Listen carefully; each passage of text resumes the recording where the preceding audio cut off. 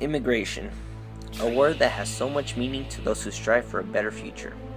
In the U.S., a population of about 313.9 million people, there are 11.7 million of those who are immigrants. Immigrants who are living in fear, in shadows, and taking risks to help themselves. Does any of this have meaning? America itself can decide on that.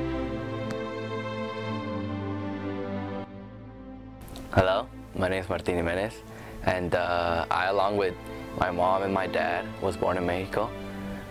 I have two younger brothers, one of 8 years old and one of 5 years old. They were born here. So I came with my family. My dad came he came first, and he was working here as a part-time job in the fields. And he went back for my mom, and all three of us crossed together when I was around 5 years old. So we've got, in some cases, husbands and wives separated for 5 or 6 years. Now, how is that good for the United States? Or people whose talent we need, but we can't get them legal papers to come and do the things we want them to do. I've been living here already 12 years, and my dad's been living here for like 30, 35. We had fake papers, so that's like when a person that has papers lets you borrow them, and then you cross over with their papers. We have about 11 million people who are in the United States today don't have their proper papers. Somewhere between a third to a half of those people would immediately get permanent residence visas if we hadn't made very foolish changes to the law in 1996. So we have an interest in fixing those mistakes, and immediately half of those people will be eligible for visas. We get in so much trouble for it, but we still took a risk because to come here to the U.S. is a better way of life, an easier way of life than in Mexico, because it's harder to get a job there and it's harder to get money compared to here, because here is the opportunities to life. So back in the 80s, my dad, he actually jumped the border because the border wasn't as big as now. So he jumped it, and when he jumped it, he actually found his leg and he broke it. Right now, we have people dying in the desert trying to cross into the United States. It's really a tremendous shame.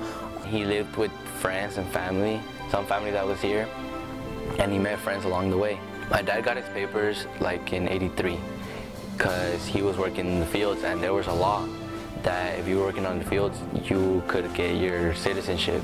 So he applied to that, and within 10 years, he got his citizenship.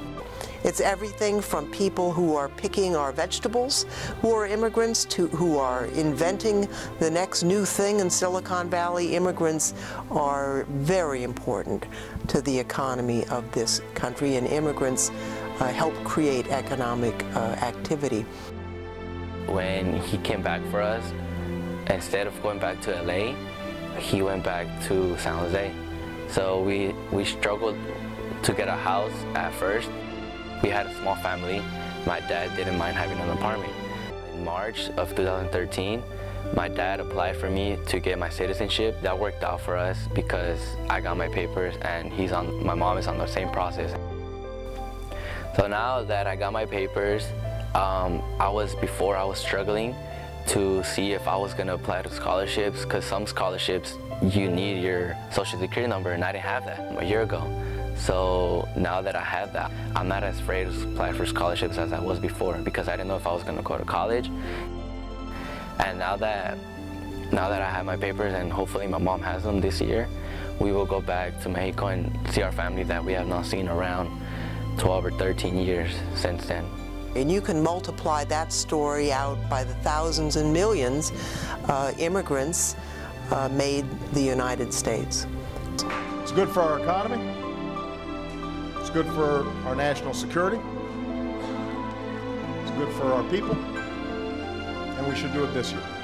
With a sense of urgency, a spirit of compassion, and a commitment to security.